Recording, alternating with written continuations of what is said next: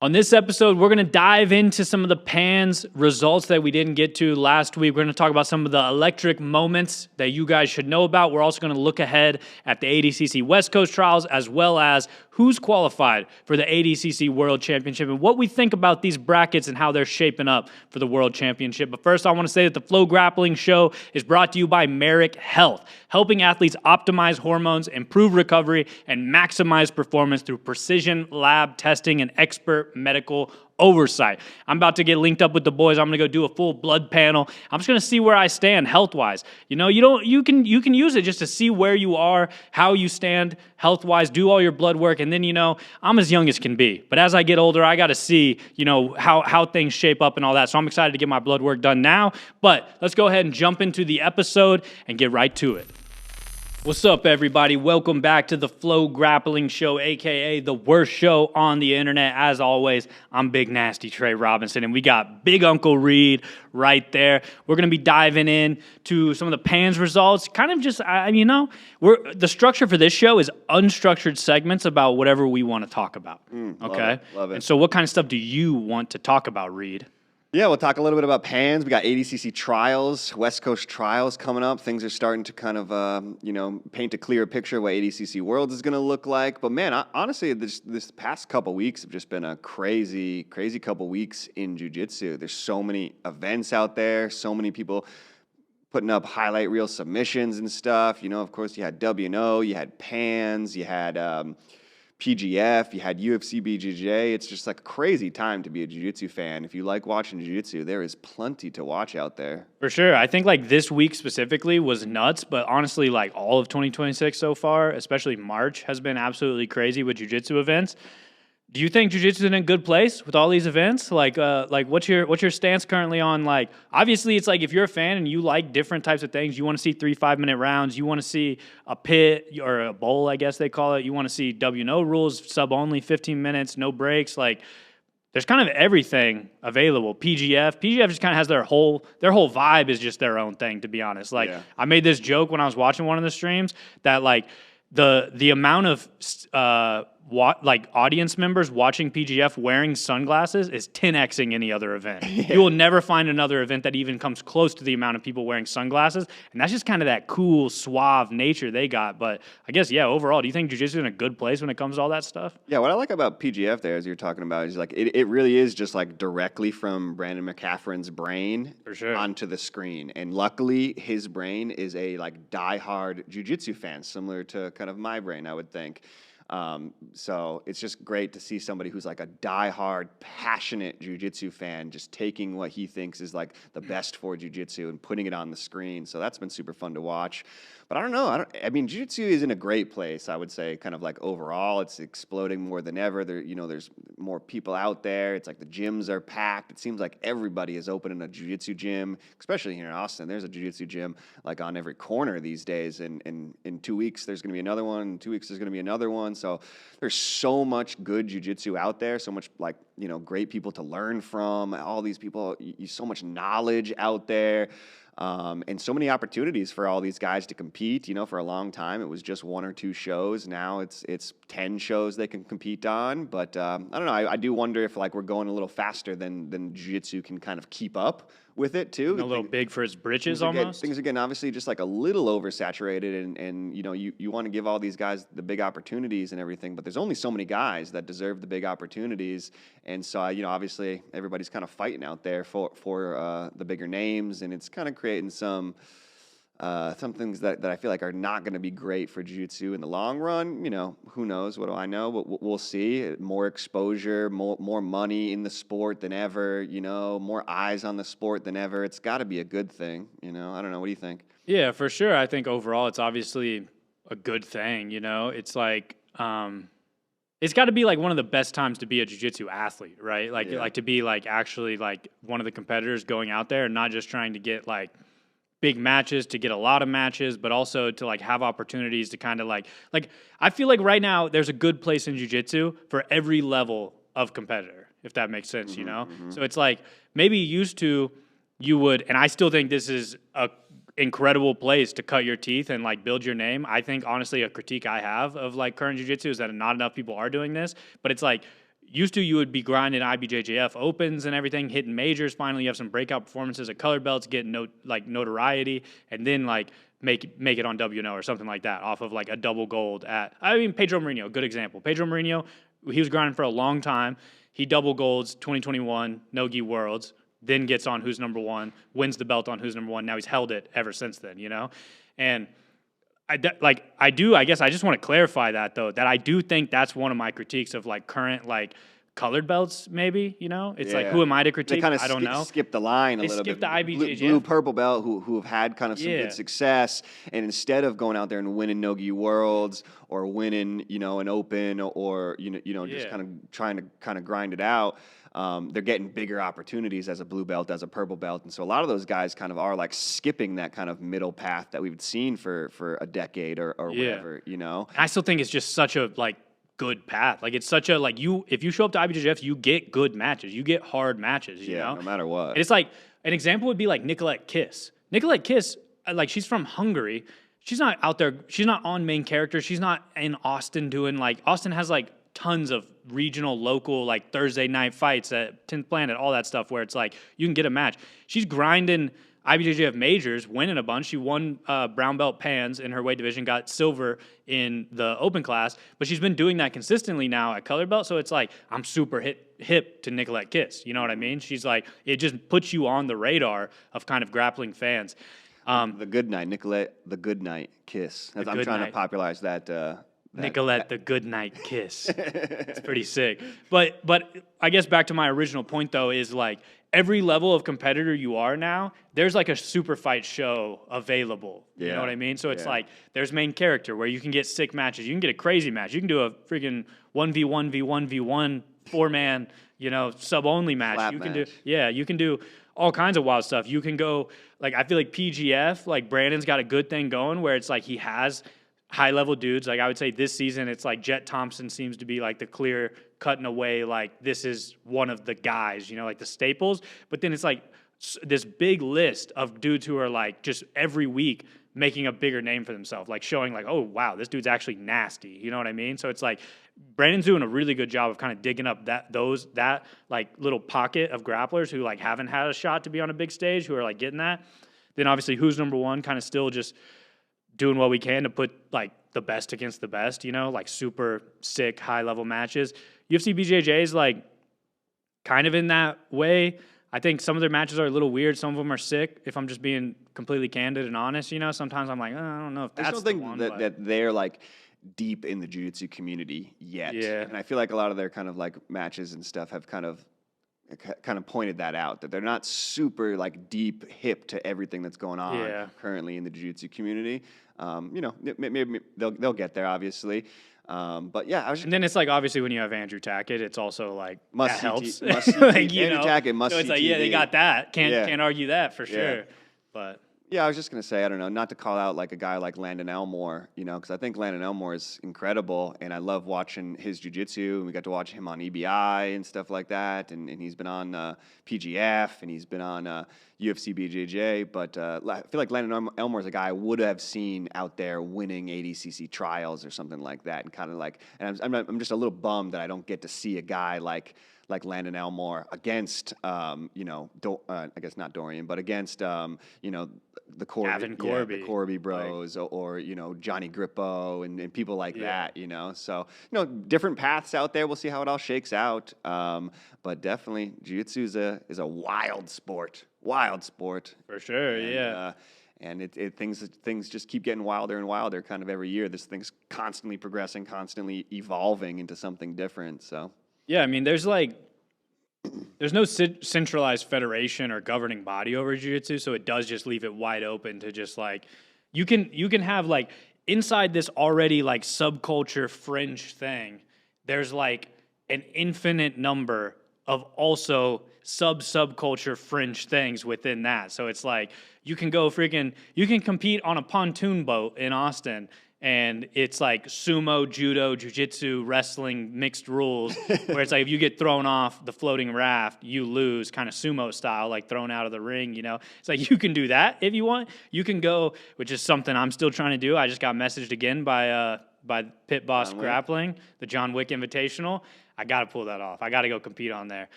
But you can go compete as John Wick, and shoot somebody with a fake gun, which I'm very much trying to do. I got to message my boy back from over there. And then you can also just, do CJI and be a part of crazy theatrics and an incredible spectacle. You can do Who's Number One. There's just so much going on.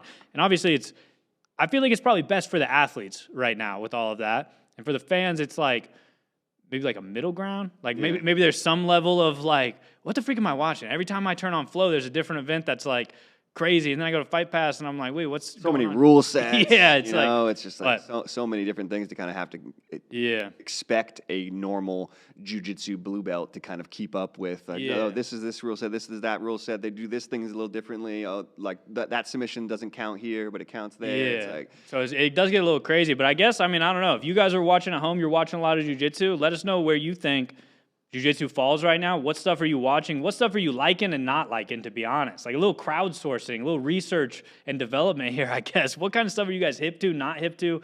What do you like, not like? But let's get into some pans talk. Let's talk about pans. We had Greg on 2 weeks ago. We did a WNO recap bonus episode. We had Greg on before that, so we didn't really get a chance to talk about pans.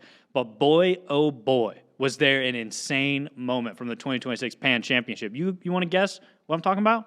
Yeah, man, absolutely. It's Sarah Galvao versus Gabby Pisagna. Absolutely nuts. Am I right? You're right. Yeah. Absolutely nuts. Now, I don't want to be the guy who said, I told you so, boys. But there was someone who went on a little podcast called the FloGrappling Show. I know it's the worst show on the internet, so you guys might not have seen it. Who has been saying since Sarah was maybe a blue or a purple belt that I think potentially the person that could eventually knock off Gabby in the gi at the highest level. This is when Gabby was on her unbeaten streak. It was before Tayani finally kind of got one over on her, but then Gabby got that back. I was saying Sarah Galvao, I think, is the person who eventually one day, and I didn't think it would be this fast. I did not think it would be her rookie year, but I was like, maybe Sarah will eventually keep getting bigger. I don't know where she's going to fall at that time of how big she'll be and all that, and she might be the one who did it.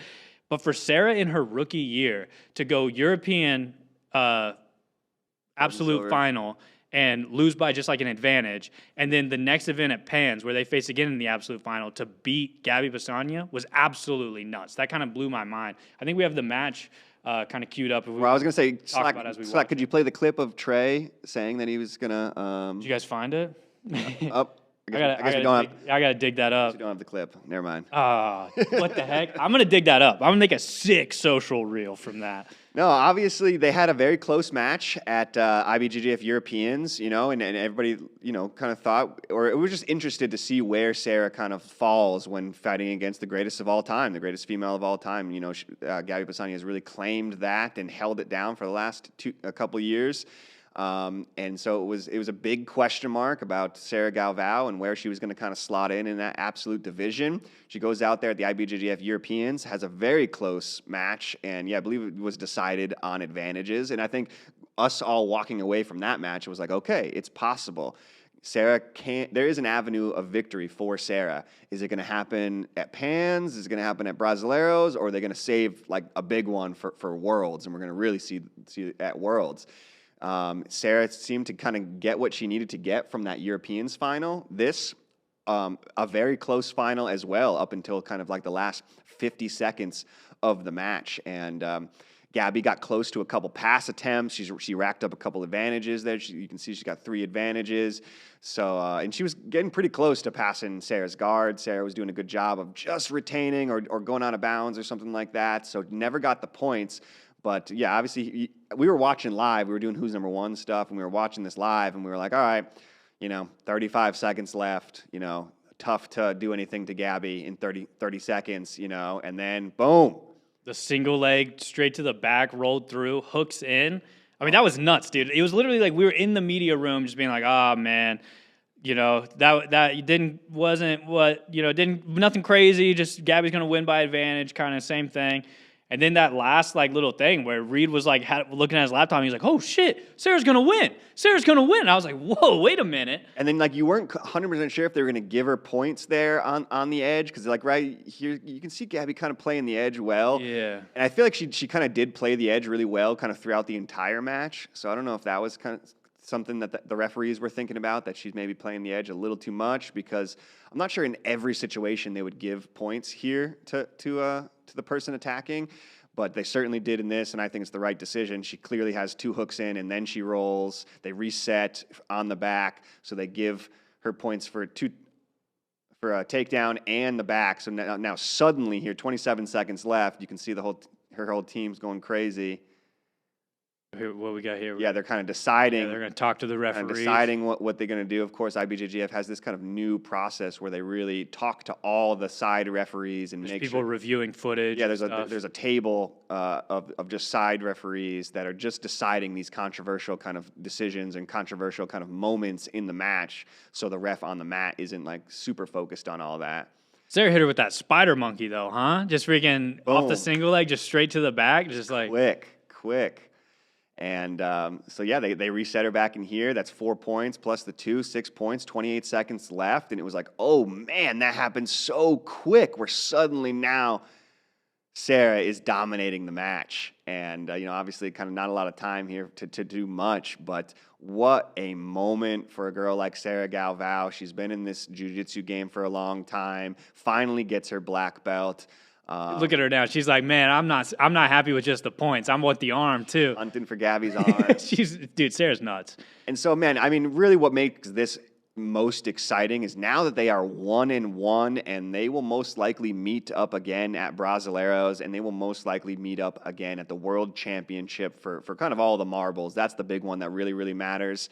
And now they're 1-1. We're going to see it again at Brasileiros, see it again probably at Worlds. And this is just one of the most compelling storylines I feel like that we've had going into Worlds in a long time. This is a fun one. For sure. It's like, whenever the IBJJF major season in the gi kicks off, it's kind of like there's some like little earmarked storylines, like where it's like, okay, we're going to Euros. Euros is always a sick event. It's fun. Everyone's like back, the jiu-jitsu world kind of lands in Lisbon or Paris, wherever it's been recently.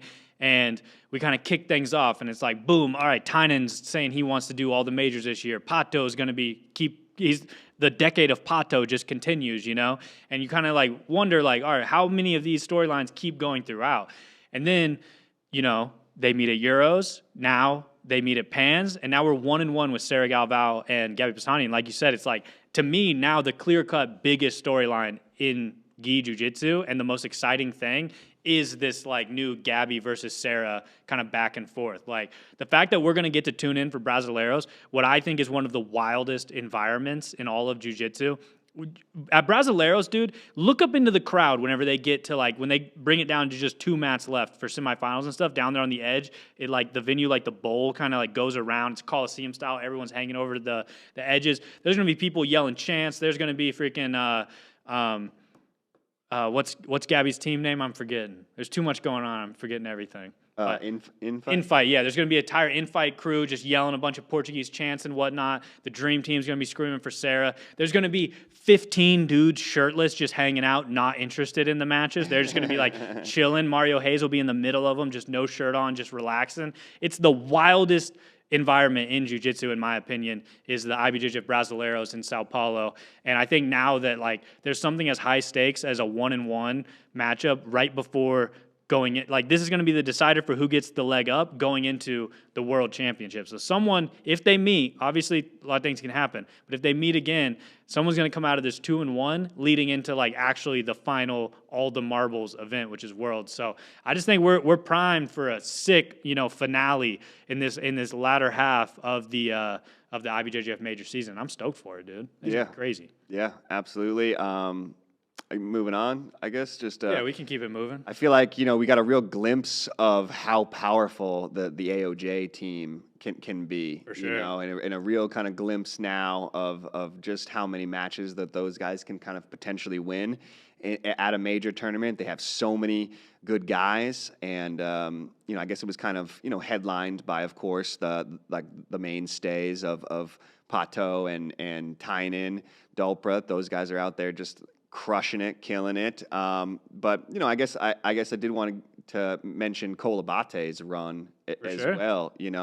I know I was talking a little bit of shit. Was this enough breakout for you? This was enough breakout for me for sure. And that's all I meant. I think that I've been waiting to see kind of Cole capture his dreams for the last couple years. And like I said, I've just known how good Cole is, and I know that he's a black belt world champion and a multiple-time black belt world champion type of guy.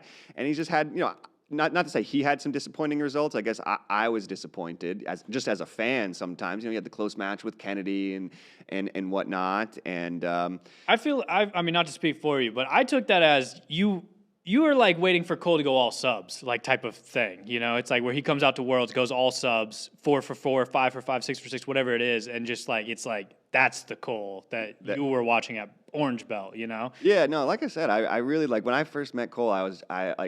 Buchecha was the big guy, and that everybody was talking about and stuff. And I feel like they made a lot of kind of comparisons to Cole early on as like the next Buchecha type of guy. So I think he had some results that he probably also didn't love kind of throughout his time at black belt, but this was his time for the most stacked bracket that he's probably ever been in at a black belt. It's just like it's not like he won a weaker division or anything like that. Like this was probably the most stacked bracket that he's had to go through at black belt. Yeah, I mean, he fought Joao Biznaga, he fought Sam Nagai, a bunch more matches before that. But just having that as your final 2 matches is pretty insane. Yeah, yeah. Can we watch that knee bar again? Because I think Biznaga had one of the greatest runs at the IBJJF World Championships last year and really broke out and really proved that he's kind of an elite competitor. And, he's the reigning world champion here, And so, obviously, you got a tough match no matter how you cut it here. It's going to be a tough match for Cole, having to fight a reigning world champion. And the fact that he went out here and hit a highlight reel submission on him, that's pretty dope. Knee bar? Knee bar. What do you mean can't knee bar? Ulabate can knee bar? So, definitely just, I think that was just a huge step for Cole. I'm really excited to see him stand on the top of the podium. And I think that, obviously it spells a lot for coming up here in the World Championships, So that's going to be a really exciting division to watch. There's a bunch of guys in that division who are all going to be gunning for that title. And, now Cole is right there. So, yeah, you talked about the success of AOJ, and they won Pans last year. I think Alliance might have won this year. But I think the biggest, evolution for me of watching AOJ and stuff is, a lot of times, a few years ago, they were, the key staple guys for AOJ. And you knew, Tyne's going to do well, Cole's going to do well, Pato's going to do well once he joined the team, Mateus Rodriguez, guys like that, where it's they have their staple dudes.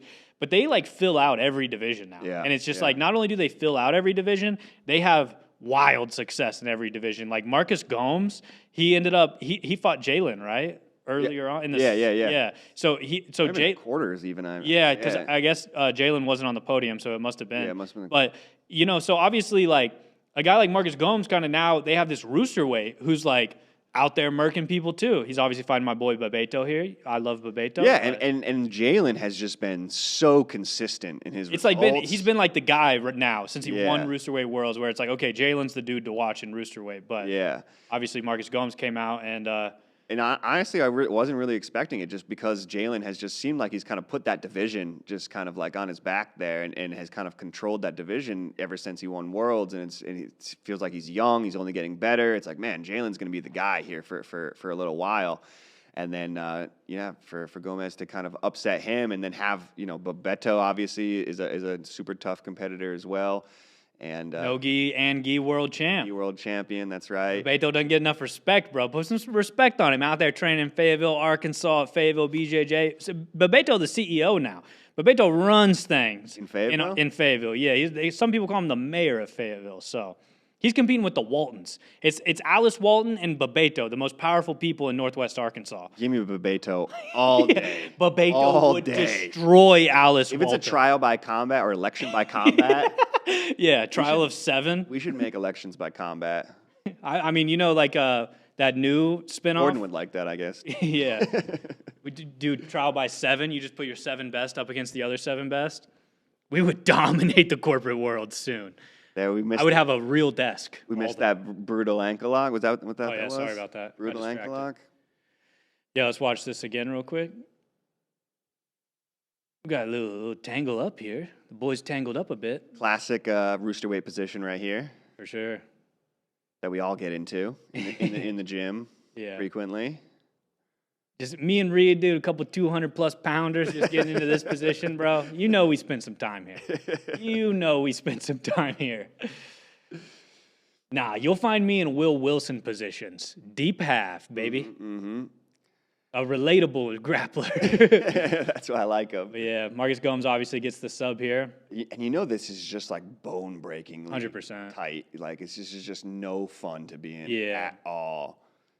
I mean, an ankle lock at this level is devastating. They hurt so bad. Like, Gabby Pisani put me in a double straight ankle once, and I was, like, joking around with her, like, haha, I'm going to get out. And then she just, like, broke my leg in half. And I was like, oh, dang.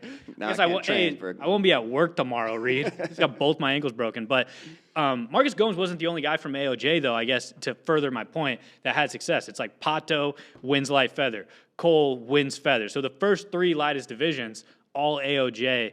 And then, Tynan, you bump up. Pablo Lavaselli took bronze at light, then Tynan at middle gold. And then I think they're still a little lighter in the heavyweights. That's where, like, when Felipe Andrews back, obviously that'll help them a lot if he's still training there. I haven't actually seen him I don't know. But Andy Murasaki kind of in the mix now, too. It's like the AOJ team is getting nuts. And then the females as well. Maisa and Ashley Funegger closed out of, I believe, light feather. So it's just like Margot Ciccarelli won, So it's just like AOJ top to bottom now is an absolute powerhouse. Like, shout out Guy Mendez. Shout out everything they're doing at AOJ because, like, he's putting together a crew, a posse, if you will. But yeah, you mentioned Jackson Nagai. He was always super fun dude to watch. He had a really fun final there against Will Wilson. Jackson Nagai looked great. Is Will Wilson one of your favorite grapplers now? He might be, dude. Yeah, I mean, he's fun to watch, He throws the kitchen sink at people, which I always appreciate. And, you're going to get, like, a fun, scrappy match with a guy like Will Wilson. And I still feel like he's still kind of, like, flying under the radar a little bit, So he just, like, surprises a lot of people, I feel like.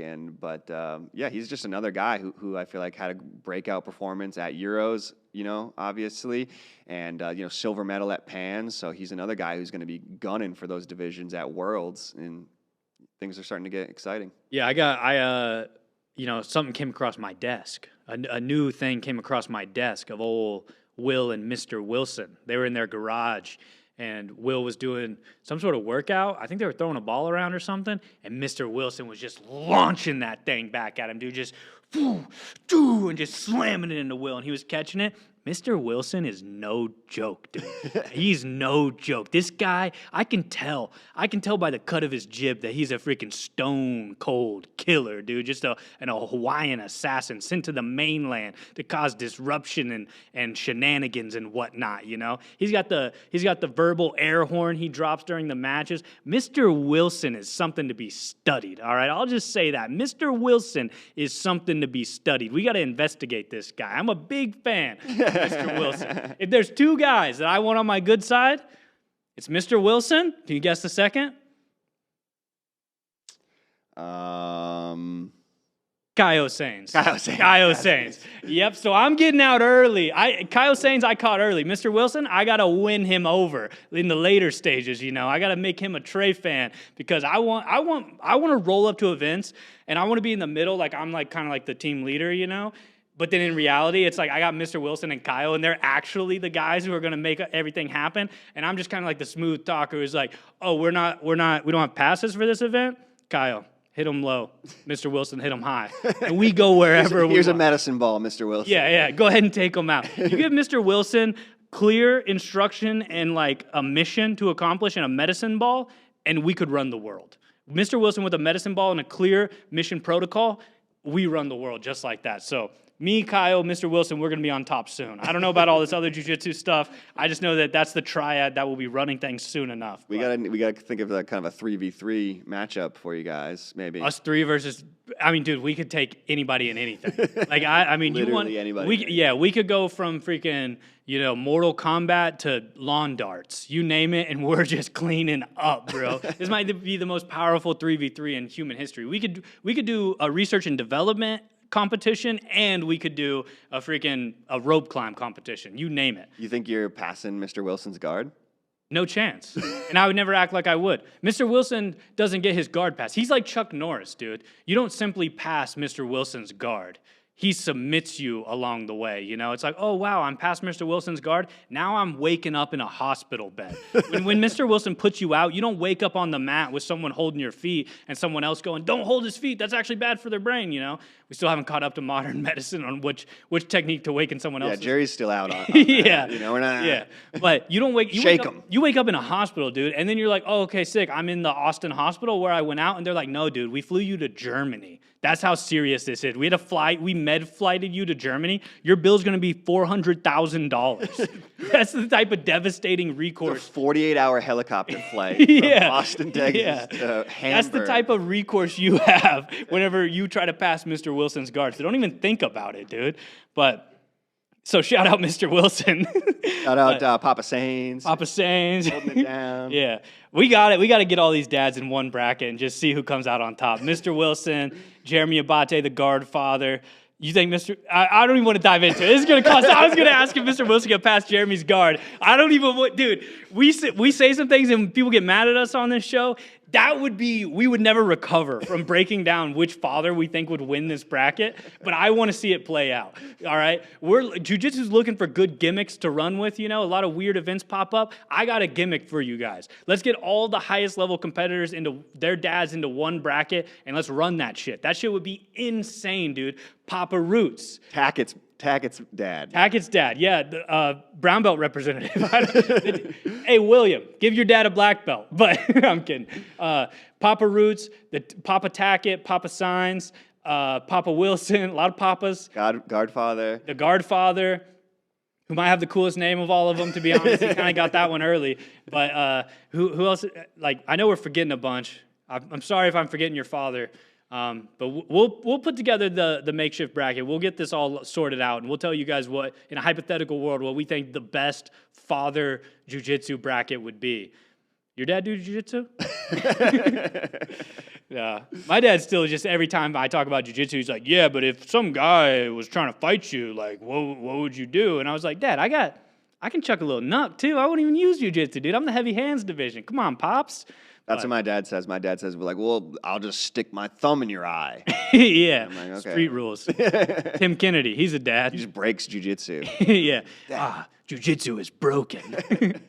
Yeah, but, so yeah, I might have to spearhead that at Flo now. That sounds pretty dope. Who's number one Father's Edition? Father's Day special, dude, you know? Running on Father's Day? That would be nuts. So imagine how like crazy the Rotolos and the Sains brothers are going. Yeah, it would be the most insane event of all time. Like if we could find father-son duos that were like a father and then a 14-year-old and put all the 14-year-olds in a bracket. Or, yeah, we got to get man, I'm blanking on some names. Sorry. I know. We got to get like the younger siblings too. We got to get like Matthias Jimenez there, and what's the Tackett's younger brother's name? Caleb Tackett. Thank you. And we got to get all the kind of like younger siblings. Yeah. Like we can get Kaio in there. 100%. No, it's like youngest sibling and father special event where we have all the fathers in a bracket, all the youngest siblings. And like there's going to be some age discrepancy in the younger siblings thing. If I know anything about these guys, they don't care. You think Kyle Sains cares if he has to fight a 16-year-old? Kyle's been looking to fight an 18-year-old. 100%. He's been like, dude, I've been looking to get one up on these old guys. He would be like, man, that dude's 18. He's old as hell, dude. He probably can't even move. I'm going to kill him. Yeah, like 25 would be like too old. He'd be like, yeah, come on, I don't want to hurt these geriatrics. Yep. We throw Naya Roots in there. Yeah, Naya can get in there. Dude, that would be electric. That would be the most hostile environment of a jiu-jitsu match of all time. Just like everybody would be going absolutely insane.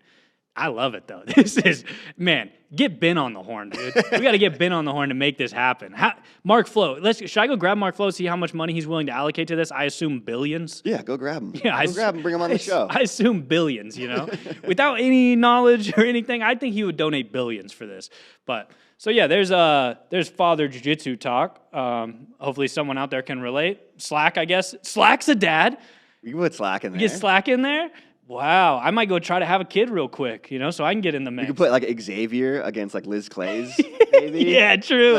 Oh, dude. That'd be sick. Man, people are tuning out as we keep going on this. They're saying, man, the bit was funny for 3 seconds, dude, and now it's boring. But Pans was awesome, though. Crazy event. So much going on. Pans, WNO, all these other events. So it was a wild one to keep up on, but hope you guys are watching it. If you missed it, definitely you can check out all the archives on FloGrappling. Tynan had some sick matches. Jackson the guy had a bunch of sick matches. Pato, of course, out there just being the guy. So fun to watch Pans, and we got Brasileiros coming up here April 24th, May 3rd. Brasileiros, always a crazy one. I have a feeling we're going to see Sarah Galvão versus Gabi Pisania potentially in that absolute division, although Brazil brings out some tough characters that you might not see all the time at Pans and Euros and Worlds and stuff like that. So definitely Brasileiros is like a different beast, but some fun things kind of gearing up as we head into the Worlds season.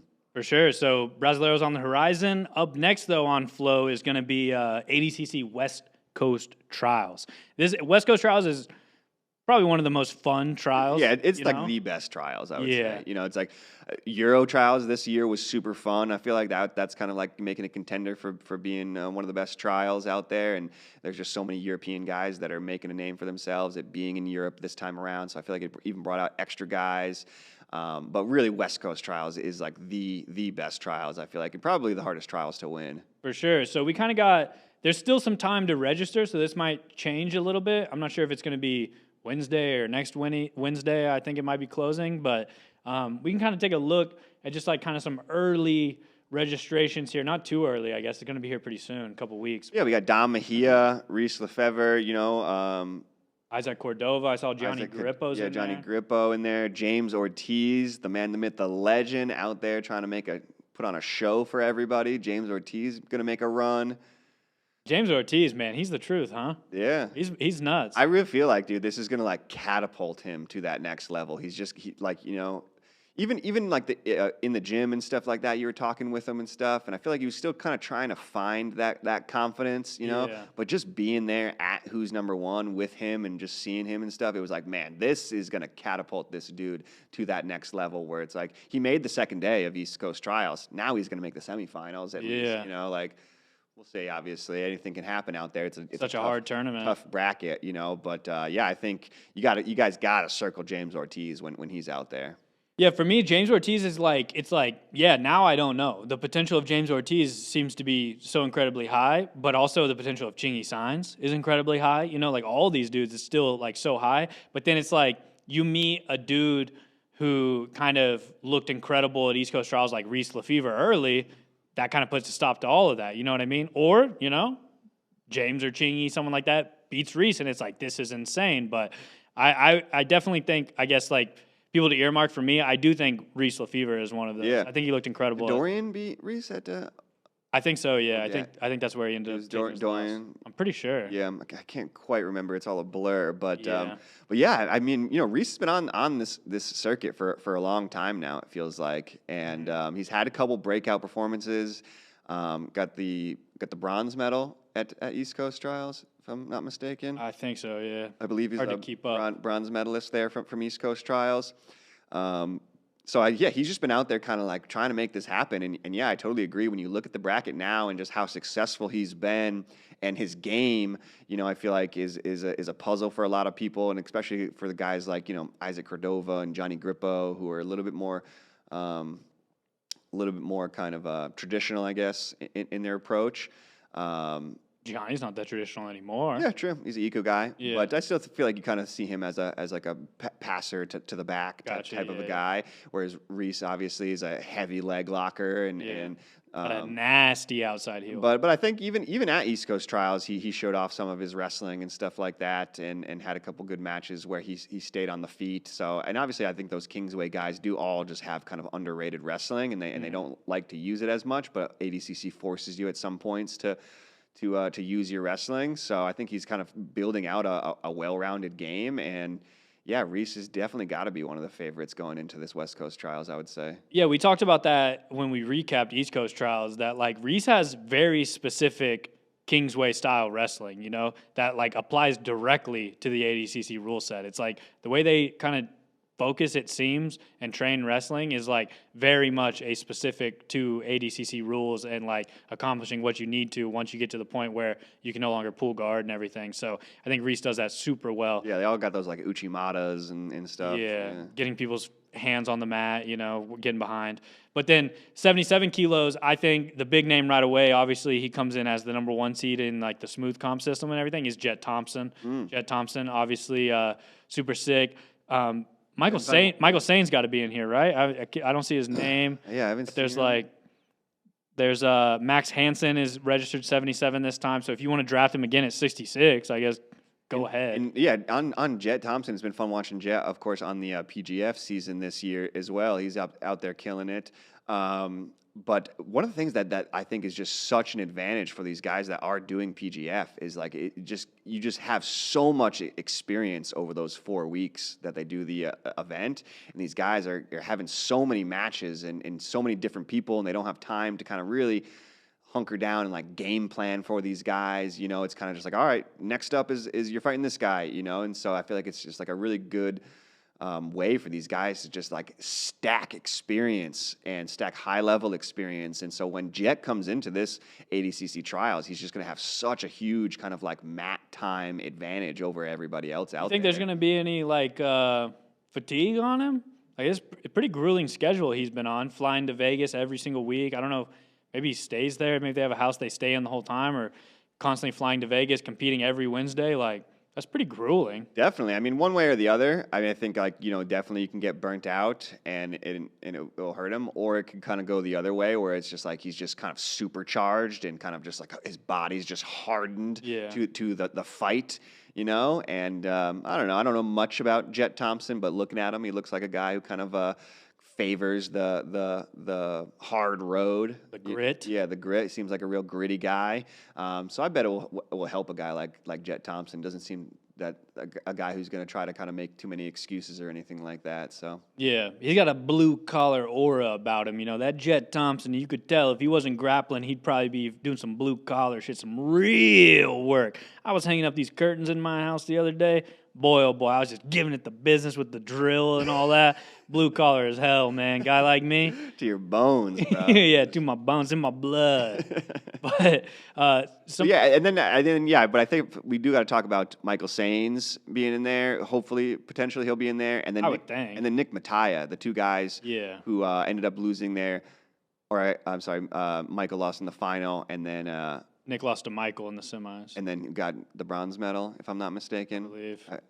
I sometimes go in the back during the bronze medal matches, I'll be honest, and I just kind of rest for a little bit before the finals, so I don't always know. But definitely, if they're in the mix, it's like, I don't know. That's such a hard like little trio to pick from, Michael, Nick, and Jet. And then it's also like, if you look through the registration, there's some other names in the mix, like Michael Liera's in there. I love to see Michael Liera in there, man. Michael Liera's an OG favorite of mine back when he was a purple belt fighting on the what was it called? Jiu-Jitsu Battle, I believe it was. Like Edwin Najmi and Liera, a lot of those guys kind of like birthed, I feel like, during this jiu-jitsu battle at the time, where it was just like the crest of this like new generation of jiu-jitsu events and jiu-jitsu things going on. This was like 2014, 2015, I feel like.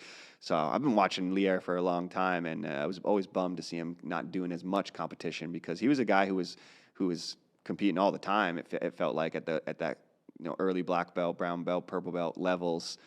So in Nogi, you don't see a whole lot of Liera in Nogi, to be honest. But there's a lot of young bucks he's gonna have to fight his way through. You know, like those guys we already mentioned. It's crazy how the like jiu-jitsu world just kind of turns over so quick. It's crazy. Like Liera was like the young gun, killing everybody and making waves and stuff, and now just a few short later, it's like he's like the veteran. Like sure, it's like there's other guys like Cade Cetos in there. You know, we already said Max Hansen, all that.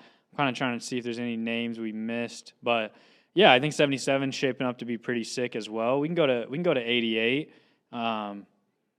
Who's in at 80? I saw Ryan Aitken. Oh, there we go. 88, which, love to see Ryan Aitken in there. I haven't seen as much Ryan Aitken in the past few months or whatever. He had, WNO, he fought on WNO and stuff like that. But Ryan Aitken, of course, had that incredible performance at ADCC Worlds when he heel hooked Pedro Mourinho in the first kind of couple minutes or whatever. And, that ADCC Worlds is like that. It's like you can make a career off of an incredible one match performance. Obviously people shout like out Eddie Bravo, Eddie Bravo, and plenty of guys.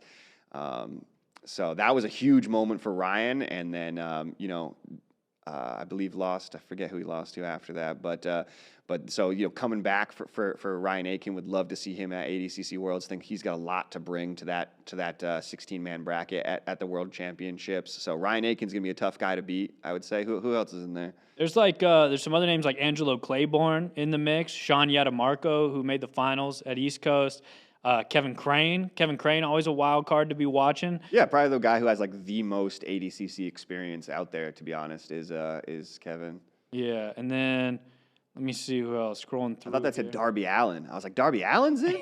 That's Dory. Dory Allen is in, who's absolutely electric grappler.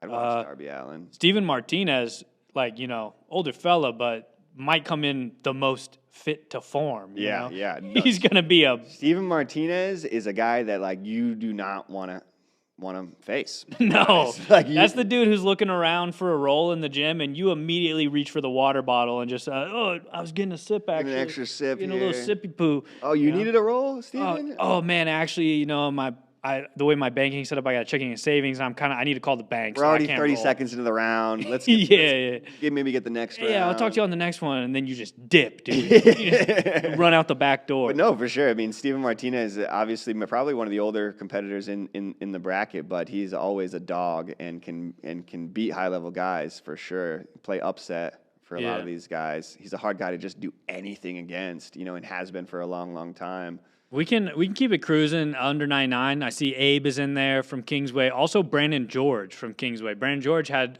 some good submissions, looked pretty good at East Coast Trials, so he could be a little wild card in the mix.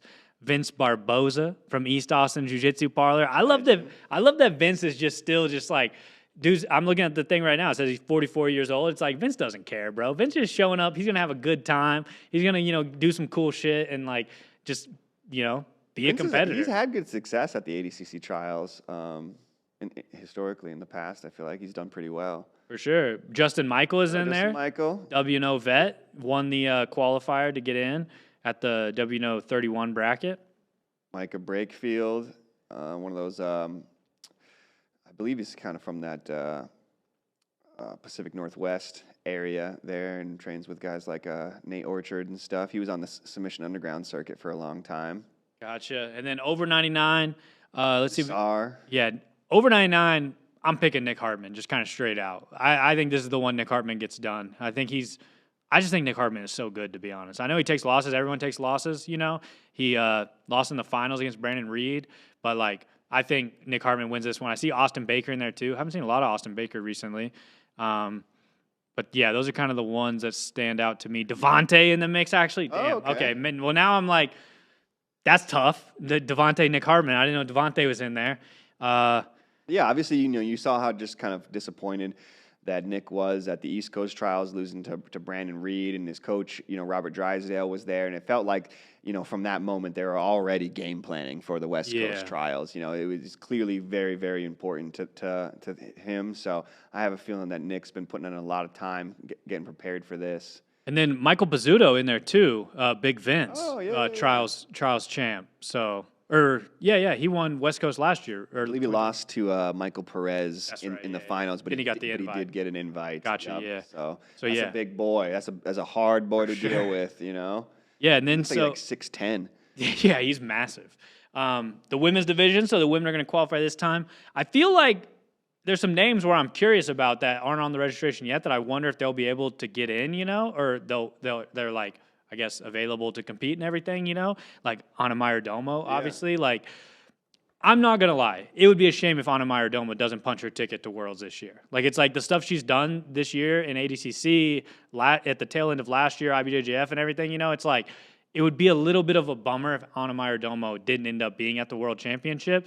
So I hope she's healthy and able to get in here, you know, and at least have a shot at doing this.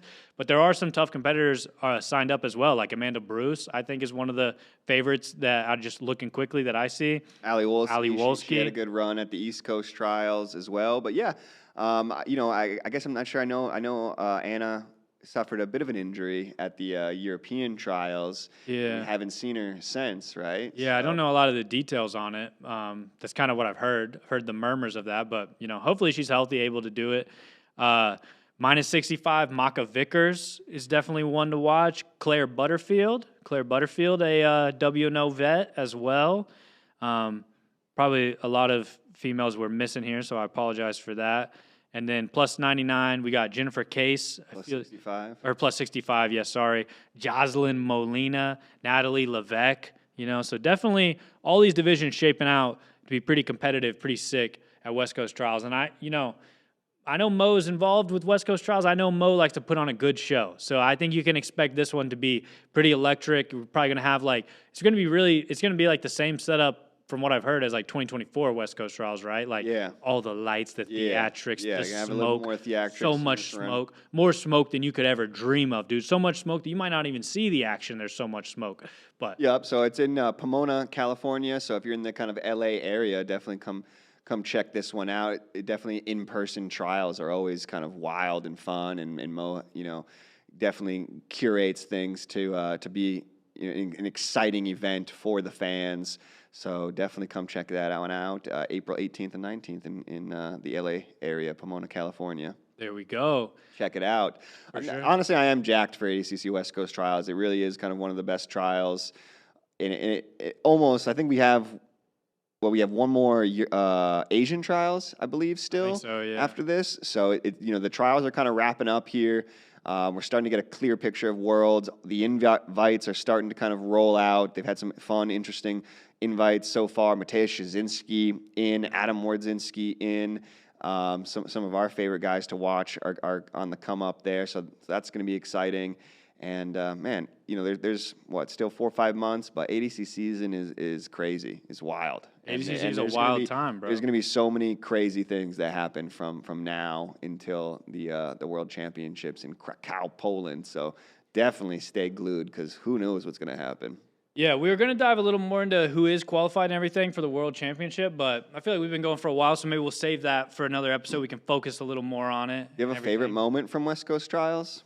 Favorite moment from West Coast Trials? Like in recent time, like keeping it, you know, somewhat recent, I would say Michael Pixley winning was a crazy moment. Michael Perez coming over and yelling to my camera that the prodigal son has returned to rightfully claim the throne. That was epic. I like anybody who says a cool-ass line like that. But I got to say, like, honestly, 2024, the Tackett brothers, it was crazy to see William and Andrew both go out there and win. William pulling off the A block from close guard, you know, reverse close guard. Like, that was just absolutely electric. And then them celebrating together, two brothers winning the same trials. Super big-time bummer we didn't end up seeing them at the World Championship, but definitely kind of an electric moment that's hard not to be stoked on, to be honest, so. Yeah, you know, Nicky Ryan had some sick moments from historically at the West Coast Trials 2019. Fought Ethan Krenlinston, I believe, there in like the semifinals. But young Nicky had a good run there. Liz Clay, of course, won West Coast Trials when she was 16 back in 2019. 2019 West Coast Trials was crazy. That's when we had Rafael Lovato Jr. versus Buchecha. That's when it was supposed to be Braulio Estima versus Leandro Lo. And while Braulio Estima was warming up for the Leandro Lo match, Braulio Estima, I believe, like popped his rib or broke a rib or hurt his rib like moments before the match was going to happen. And so they pulled Braulio Estima out. Luckily, Gordon Ryan was there, and they slotted Gordon Ryan in last second, still wearing jeans and a T-shirt and stuff like that. But Gordon was down, and he fought Leandro Lo at the West Coast Trials. Kind of one of the lone losses in Gordon's entire career, to be honest. But it was a crazy situation. This was early on. Gordon had just won ADCC 2017, so he was on the come up, but hadn't quite solidified himself as like the greatest of all time yet. But soon enough. So there's been some fun moments from West Coast Trials. Keith Krikorian, I thought, always had kind of one of the craziest runs there from West Coast Trials at 66, where he submitted Josh Cisneros in the finals. So there's always some fun stuff going down. Definitely, and I got a feeling, there's going to be some new crazy moments emerge from this year's West Coast Trials. Definitely. 8 athletes going to punch their tickets. Obviously, always an electric environment, everything. So I'm stoked for it. April 18th and 19th. Make sure you guys are tuned in to watch that. Before we get out of here, though, I want to just shout out our supporting sponsor, Browse Fight, a social enterprise with clear transparency. Check out Browse's products and purposes now at FloGrappling.browsefight.com. You can get this hoodie Reed's wearing. Look at this sick hoodie I got. You guys want to look like Big Uncle Reed right here? You can get this hoodie. We got all the Flow merch is now available on FloGrappling.browsefight.com. So go there. I saw somebody in Joe's technique breakdown video. They were saying, "Yo, where's the hookup for the hoodie?" This is the hookup. You got to go to FloGrappling.browsefight.com. But thank you guys for tuning into the episode. We'll be back next week. Maybe we'll dive into how the divisions of ADCC are shaping up, what we think of them. But we'll see you guys in the next episode.